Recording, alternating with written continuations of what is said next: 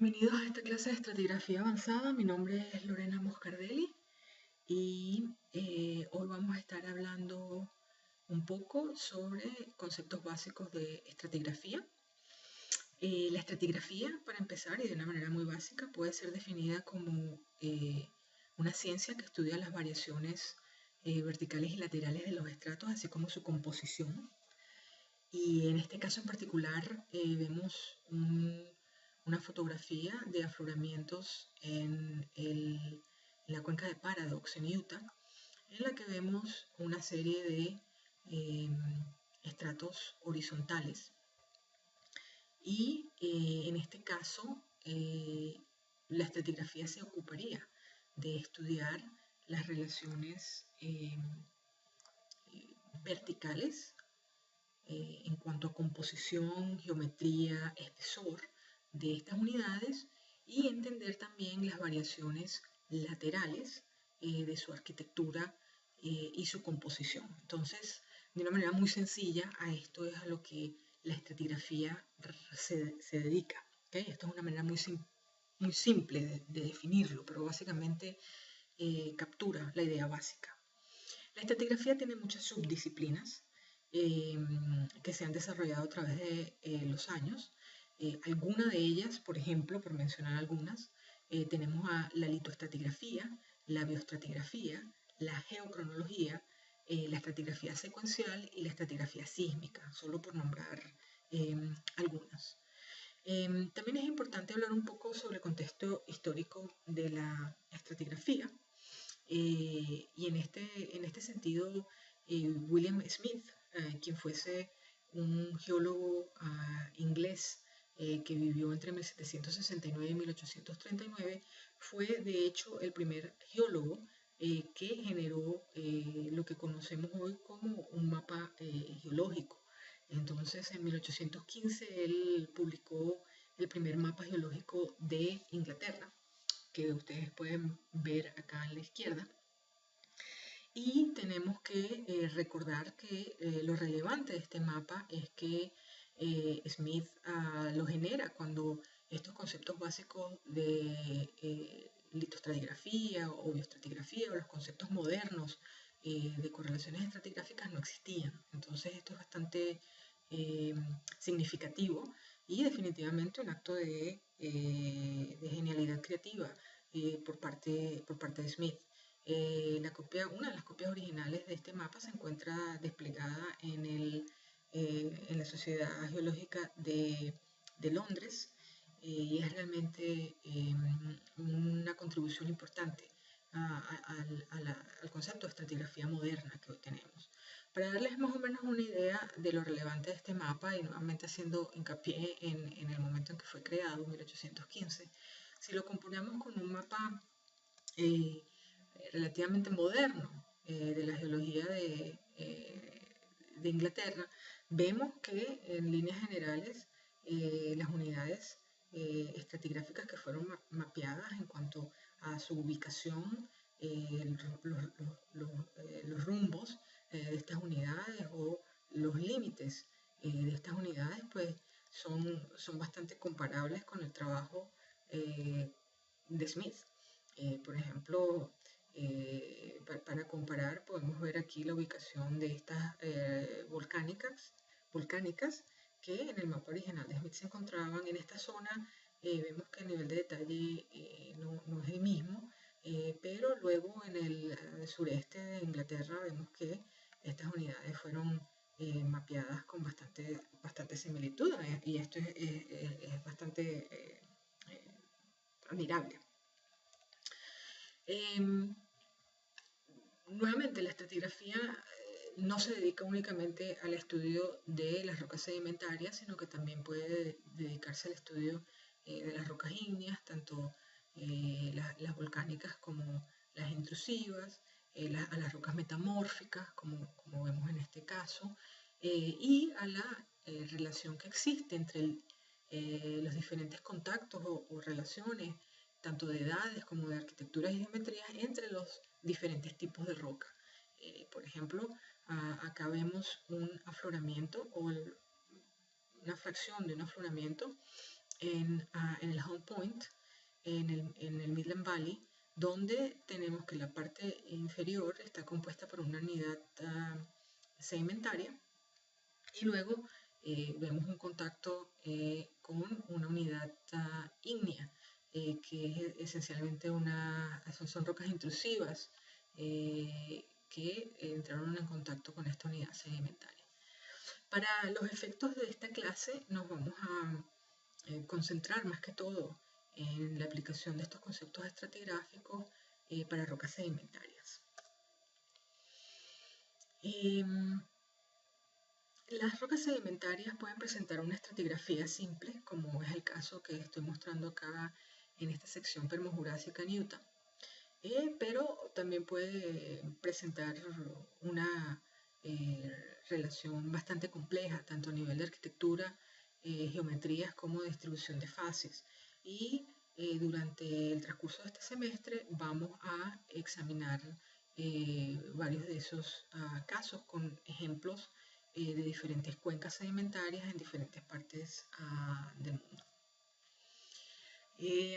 Siguiendo con el concepto de estos principios básicos que fueron desarrollados como parte de la litoestratigrafía, hay conceptos con los que cualquier geólogo pues está familiarizado. Entre ellos se encuentra el principio de superposición de capas, en el que se asume que en una secuencia estratigráfica sedimentaria que no ha sido afectada intensamente por procesos estructurales o tectónicos, entonces encontraremos que las capas más antiguas son aquellas que se encuentran hacia la base de la secuencia, mientras que las capas más jóvenes son las que se encuentran hacia el tope.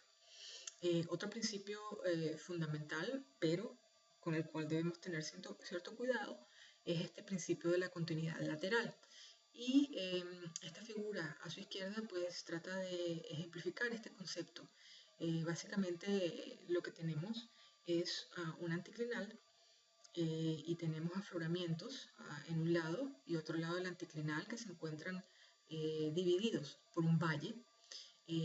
La formación de este valle causó la erosión de esta secuencia sedimentaria que originalmente formaba parte de la cresta de este anticlinal. Y entonces este principio de continuidad lateral, el postulado es que si nosotros nos encontramos en el campo y estamos viendo este afloramiento, entonces podemos describir y definir algunas de las características de estas unidades. Por ejemplo, digamos, esta unidad es una arenisca con ciertas características, esta unidad es una lutita con ciertas características, y lo mismo con esta unidad que podría ser, digamos, una caliza. Y entonces, basados en esas observaciones, si nos movilizamos hacia el otro lado del valle y encontramos una secuencia estratigráfica similar, entonces asumimos que estas capas en algún momento, o estas capas son equivalentes en términos de su edad, de su composición, y que son parte pues, de este anticlinal. Y esta es una interpretación. En el caso de una situación tan sencilla como esta, la aplicación de este principio de continuidad lateral es completamente aceptable y es correcto, pero sobre todo en situaciones de subsuelo, establecer estas correlaciones se vuelve un poco más complicado. Y el problema es que tendemos algunas veces a tratar de correlacionar directamente unidades litoestratigráficas, es decir, si vemos una arenisca de X espesor en un pozo y luego vemos otra arenisca del mismo espesor en otro pozo que está a varios kilómetros de distancia, asumimos que esas dos areniscas son correlacionables y olvidamos que pueden existir situaciones en las que hay variaciones litoestratigráficas laterales y que necesariamente esas dos areniscas no son correlacionables. Pero yo menciono esto acá para que lo tengan, para que tomen nota, porque durante el semestre vamos a también ver ejemplos que ilustran esto que estoy describiendo de una manera mucho más clara. Otro concepto que es sumamente importante y que se desarrolló, no es nuevo, es un concepto que se desarrolló hace ya varias décadas, es la ley de Walter.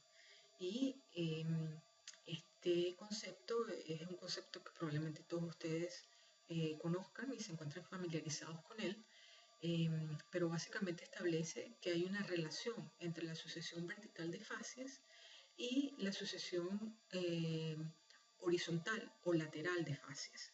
Es decir, si entendemos cuál es el patrón de esa distribución de fases sedimentarias verticalmente, entonces podremos ser capaces de establecer predicciones o tener una idea de cómo esas mismas fases eh, evolucionan desde un punto de vista lateral o tridimensional. Esto es un ejemplo bastante sencillo en el que se muestra una cuenca donde tenemos fases de plataforma restringidas. Supongamos que tenemos ambientes de laguna, aquí hablemos por ejemplo de la laguna de Tacarigua, en este caso, y luego en una zona más distal tenemos carbonatos, por ejemplo, asociados a ambientes de arrecife. Luego tenemos un talud en donde podemos tener derrumbes submarinos y luego hacia la parte más profunda tenemos fases, digamos, de grano más fino, etc. En este particular caso, si vemos esta distribución de fases de talud y en el tope de esas fases de talud se encuentran las fases de arrecife y luego una repetición con fases de talud nuevamente y una fase de arrecife, podemos ver que esa distribución vertical, sin saber lo que está sucediendo hacia los lados, es característica de sistemas progradacionales, es decir, que esas fases de arrecife o que la línea de costa donde se encontraba el arrecife per se estaba avanzando hacia la cuenca. A esto se refiere los fundamentos de la ley de Walter. Claro, acá un poco lo estoy definiendo de una manera bastante sencilla, pero el punto a entender es que estas variaciones desde un tiempo temprano se entendieron que estaban controlados por tres elementos fundamentales. Y esos tres elementos fundamentales son cambios en las tasas de sedimentación, cambios en la subsidencia y cambios relativos al nivel del mar. Hago énfasis en esto porque la ley de Walter es fundamental para lo que fueron los inicios de la estratigrafía secuencial, de la cual hablaremos en más detalle durante el semestre. Pero volvemos al punto, los conceptos básicos estuvieron allí desde hace varias décadas. En el caso de la bioestratigrafía, pues bueno, otra subdisciplina de la estratigrafía en la que se utilizan principios paleontológicos para establecer la edad relativa de estratos. Permite establecer condiciones además paleoambientales, si estábamos en un ambiente de aguas profundas, en un ambiente de aguas someras, si estamos en un ambiente deltaico o en un ambiente de laguna o de arrecife, ¿cierto? Y entonces esta información adicional asiste en la elaboración de correlaciones estratigráficas, tiene un valor sumamente elevado. A medida de que estos conceptos bioestratigráficos empezaron a evolucionar, se fueron incorporando a la práctica de la litoestratigrafía y entonces estas unidades que originalmente se definían como exclusivamente litológicas, es decir, la arenisca X o Y, después comenzaron a evolucionar y se comenzaron a definir unidades que no solamente eran definidas en función de litología, pero sino también de contenido de fósiles, ¿ok? Macrofósiles o microfósiles. Y se comenzaron a definir biozonas, que no necesariamente estaban 100% relacionadas a un tipo de litología en particular. Esto, en definitiva, marcó un avance importante en el desarrollo de la estratigrafía y aún hoy juega un papel fundamental que a veces no se considera tanto como se debería. La geocronología es otra subdisciplina de la estratigrafía y tiene cierto parecido, digamos, en concepto o en lo que se intenta hacer con la estratigrafía, pero aquí más bien se intenta determinar edades absolutas de las rocas, también edades absolutas de los fósiles contenidos en las rocas y edades de los sedimentos, es decir, de aquellos sedimentos que no han sido completamente consolidados. Esta datación absoluta, y lo pongo entre comillas porque son métodos complejos que generalmente o muchas veces dan rango más que una edad absoluta, pero esta datación absoluta es posible gracias a la aplicación de una gran variedad de métodos, unos más eh, efectivos que otros. Por ejemplo, tenemos a los isótopos radioactivos, en el que sabemos, pues bueno, cómo la vida de ciertos elementos, la vida radioactiva de ciertos elementos decae a través del tiempo y en función de esos elementos que se encuentran formando parte de minerales en muchas rocas, pues podemos hacer una inferencia sobre la edad de estas unidades. Y luego tenemos otras herramientas como el paleomagnetismo y los isótopos estables, que también nos pueden dar una idea de esa edad relativa. Lo ideal es tener una combinación de métodos geocronológicos y bioestratigráficos para aumentar la precisión en la determinación de nuestras edades geológicas. Y lo clave es realizar una integración eh, de esta información con el resto de los datos geológicos. ¿Okay? Entonces, muchas veces con estas herramientas se debe tener un poco de cuidado, eh, porque los resultados del laboratorio, si no son puestos dentro de un contexto geológico completo, a veces nos pueden dar lecturas erróneas de lo que realmente estamos viendo. Pero sin duda son herramientas muy valiosas. Y aquí brevemente pues, incluyo una lista de los tantos métodos que existen, incluyendo la quimioestratigrafía, la magnetoestratigrafía, la catoluminescencia, la geocronología cosmogénica, para darles más o menos una idea de lo complicado y lo vasto que puede ser este campo. La estratigrafía por secuencia, nuevamente, es una de las subdisciplinas, una de las relativamente más jóvenes, aunque los inicios de la estratigrafía por secuencia probablemente empezaron en el año 76, 77, tal vez un poco antes. Pero en realidad a lo que se refiere es al estudio de los depósitos sedimentarios, subdividiéndolos a nivel de secuencias o de paquetes, y estos paquetes son interpretados en el marco de tratar de entender temporalmente cómo son afectados en su geometría y en sus características principales por los cambios relativos del mar, por las tasas de sedimentación y por la subsidencia. Y veas aquí la relación con la ley de Water, ¿no? Solo digamos que aquí se genera cierto elemento adicional de complejidad porque se definen o se predefinen secuencias que tienen ciertas características que están atadas a ciertas condiciones y que temporalmente son esperadas, o se espera que se desarrollen en momentos determinados de evolución dentro de una cuenca. Y de esto vamos a hablar en más detalle durante el semestre. Cosas importantes que resaltar acá es que realmente la estratigrafía secuencial lo que hace también es integrar todos esos conceptos básicos de litoestratigrafía, bioestratigrafía, geocronología y muchas otras subdisciplinas, incluyendo la estratigrafía sísmica, de la cual vamos a hablar en un minuto, para tratar de generar este modelo cuyo poder es que puede ser un modelo o una herramienta predictiva. ¿A qué me refiero con esto? Es muy utilizada, por ejemplo, en la exploración para hidrocarburos. Y como sabemos, los hidrocarburos se encuentran en el subsuelo.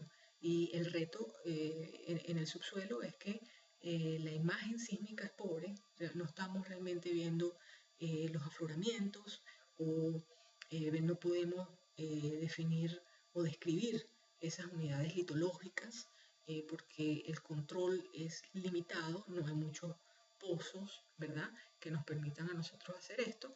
Y la estratigrafía secuencial nos permite hacer predicciones basados en un número de datos relativamente pequeño. Entonces es por esto que en la industria petrolera es muy famosa. Ahora, también es importante resaltar que la estratigrafía secuencial no es perfecta, es un modelo, es una herramienta de predicción que debe ser calibrada y que debe ser ajustada a medida de que los nuevos datos se hacen presentes o se obtienen, pero sus conceptos son muy utilizados y tienen mucho valor. Y de esto hablaremos también durante el semestre. Finalmente voy a hablar un poco de la estratigrafía sísmica, que está, perdón, íntimamente también relacionada con algunos de estos conceptos de estratigrafía secuencial. Y básicamente lo que hacemos con la estratigrafía sísmica es que utilizamos datos sísmicos de reflexión que nos dan una especie de rayos X del subsuelo y asumimos que estas reflexiones sísmicas reflejan la geometría de los cuerpos estratigráficos en el subsuelo cuando nuestra resolución sísmica es adecuada. Bajo ciertas circunstancias, los reflectores sísmicos también pueden representar líneas de tiempo. Por ejemplo, en el caso en el que un reflector sísmico coincida con una superficie de máxima inundación dentro del contexto de la estratigrafía secuencial. Pero no es siempre el caso. Recordemos que los fundamentos de la sísmica nos indican que estas reflexiones básicamente están produciéndose por cambios de impedancia. La impedancia está directamente relacionada con cambios de densidad que están asociados a los tipos litológicos. Entonces, en algunos casos, estos cambios en las geometrías de los reflectores están relacionados no a líneas de tiempo geológicos, sino más bien a cambios litológicos. Entonces es importante aprender cómo hacer esa diferenciación. Las fases sísmicas también nos pueden proporcionar información relacionada con potenciales ambientes de depositación. Por ejemplo, una fase sísmica en particular nos puede mostrar la presencia de una superficie erosiva que probablemente pueda estar relacionada con el desarrollo de un canal. Nos puede también mostrar en situaciones como esta fases sísmicas caóticas que pueden estar relacionadas con la presencia de, por ejemplo, derrumbes submarinos. Entonces es amplia la información que podemos extraer de la estratigrafía sísmica y la podemos integrar con otros datos de pozo, datos de afloramiento, etc. Esta es la última lámina de esta clase. El objetivo era básicamente hacer una introducción bastante simple, una introducción sencilla.